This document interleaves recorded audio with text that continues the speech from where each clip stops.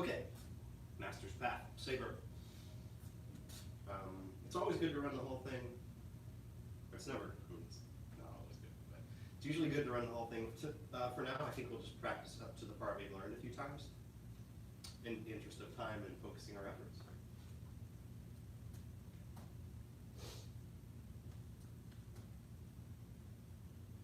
Step up 7 stars left. Step up 7 stars right. Step back, white crane spreads wings. Turn around, hidden knife.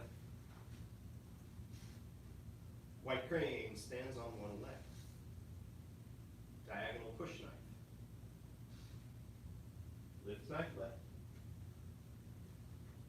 Lift knife right. Straightforward push knife. Fair lady works shuttles. Center lift. Middle. Okay, nice slow, nice slow walk through pace. Let's do it 2 more times.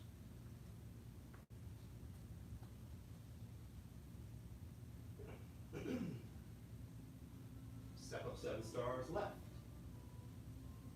Step up 7 stars right. Step back, white crane spreads wings. Turn around, hidden knife. White crane stands on one leg. Diagonal push knife. Lift knife left. Lift knife right. Straightforward push knife. Fair lady works shuttles. Center lift. Middle pull. Okay, one more time.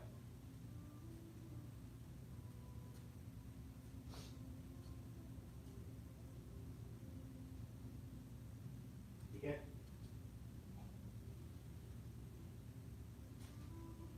A little faster, not too fast.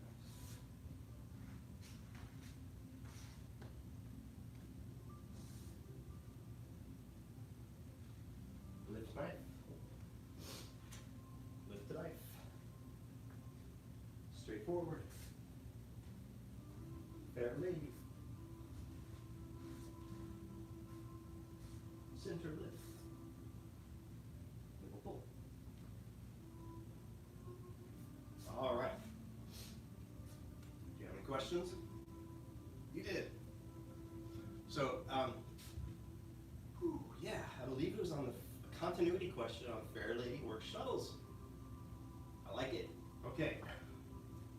I'm going to show you the difference between the learning version, a learning version, and a more real version.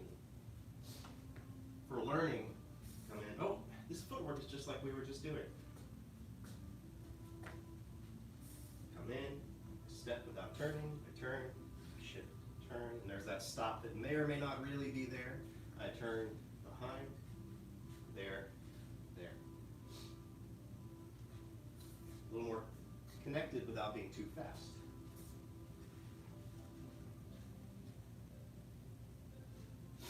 So, it doesn't stop, but if you think about where a cut would end and then when the blade would turn, that will inform what it does besides stop. So this one is just getting ready to cut. I got it in the right orientation to cut. I shift my weight, and now it's my body making the cut happen, right? At the end of that, before it really stops, I begin the next shift and turn away, which lets it naturally roll over to come around and set it up for the next cut. So there's the end of the first cut, we could say, is definitely not a stop. And really, before it would stop, I'd move away to bring it around again. Does that make sense? I can't hear your answer, I'm sorry. Hope it makes sense. I'll keep explaining it if it doesn't. So, it comes around. Before it stops, I move away, which whips it. If you're going quickly, it whips it around. Don't hit yourself in the head. So, end of the cut, swing around, next cut. Then there's the question at the end of the second cut, which I don't think was asked, but I'll answer it anyway. So, think of in your Tai Chi form at the end of hidden hand punch. It doesn't go into the next thing right away. There's the idea that there would actually be a point of impact before the next thing happens. So while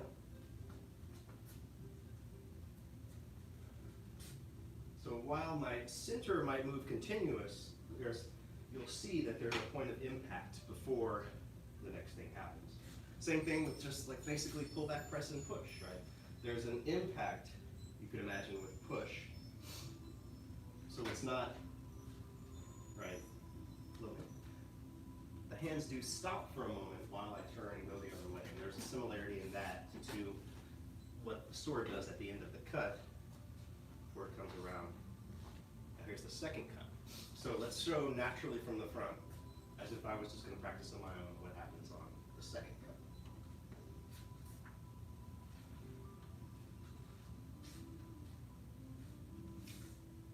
Yeah, so it has a little bit of hesitation, a little bit of moment of the cut finishing before it comes back. So it never really stops, but it has that sense of finality of that cut before the next part happens.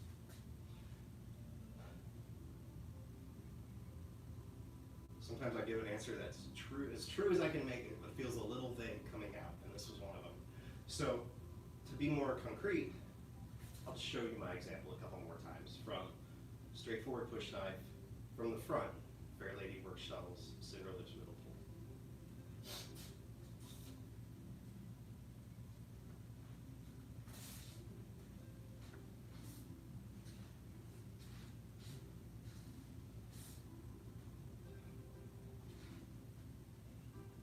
And gosh, I said gosh again, or did I say golly early? I don't know.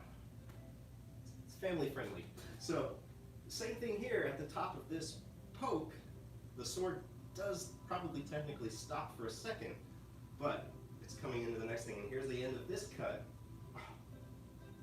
Again, it kind of stops for a second, but I'm going to go on to the next thing without really hanging out there. So, hope that answered the question. If not, ask it again, and I'll try to come at it from another way. Okay, so we've got 5 minutes or so of workable time. Let's look at horizontal push knife. This one's, anyway, I won't tell you all about it. Let's just do it. So here we are at the end of middle pull. If you want to get into a good middle pull ending position, take your left foot forward in double dragons. Have the right, have just swung up. And if this is hard on your wrist, sink and turn a little bit. Put the left hand over it, and then think of pulling the pommel into your center, which would rock the tip up and kind of slice, and that's what it's supposed to be doing. So we'll start here. Release the hands apart, rock back. Turn to the left, pivot on the heel. Shift to the left, flip the blade, step the right foot double dragons. Turn the front, shift forward, push. Middle pull. Shift back, turn to the left. Shift to the left, brace the back of the sword, not the blade, step the double dragons, turn, push. Good. Go back, turn. Step, push. Okay, let me show it to you from the other side.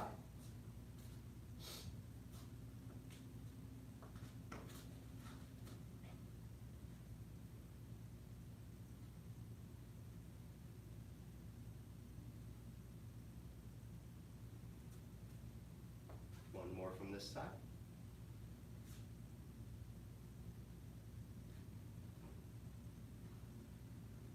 Okay, so when this move is performed with a little vigor, it looks different. You've heard that before, I bet.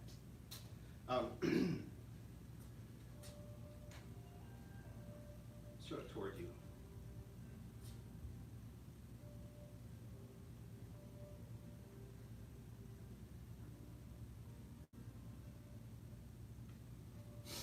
Keep looking at the best cams. I need to be looking at that YouTube. Sorry, I'll try to keep looking at the right place. So the important things happening in the body in this move are those bits. Let's try it together and feel each little part. So the first part is that I shift back without leaning back. I shift back and open the arms. And it's really just enough to let them separate so the right hand is kind of by the right waist. Now I turn the waist, bring the sword along. When I shift, it flips, and I brace it in step, turn, push. Okay. One more time like that. Back, turn and pivot. Step, turn and push. When you push, feel your legs pushing the blade in just like your legs and waist and body would do a push in push hands or Tai Chi, but now you're pushing on a weapon. All right, so now what does it actually happen? What actually happens with the move fluidly? It looks like this.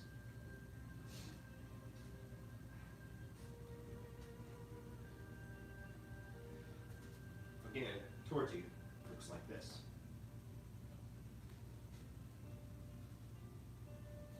Wrong camera again. Towards you, looks like this. Okay, so it has a more sort of flinging the sword around feel.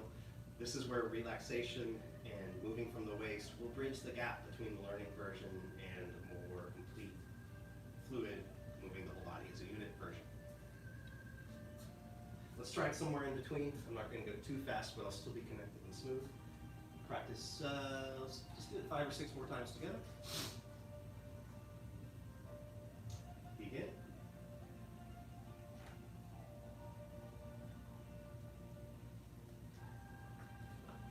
Reset, and 2, and begin.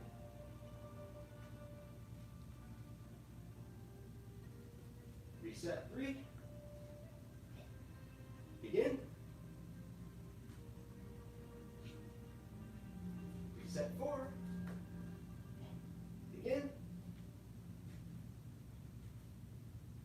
One more. Begin. Good. Common mistake I see in this move is just trying to get the sword to do the right thing by moving the arm and too much tension. If you can let the sword be a little loose and sort of follow your momentum back, it'll help you get back. And when you turn, the sword might naturally whip around at the right place. So if it seems a little arbitrary to turn and then flip it while I'm shifting and stepping, it is. I'm just sort of timing together things that happen together. It doesn't turn because I step. It turns because I flipped it around. But I'm stepping too. Okay. That's about all we have time for today. Let's take it back. Let's go from straightforward push knife, fair lady work shuttle, center lift, middle pull, horizontal push knife. Fair lady work shuttles, begin. Center lift, middle pull, horizontal push. Preview, straightforward push knife, but it's different this time. Follow through, parry low, step back. Now it's the same, right left. Okay, just a preview. We'll work on it next class.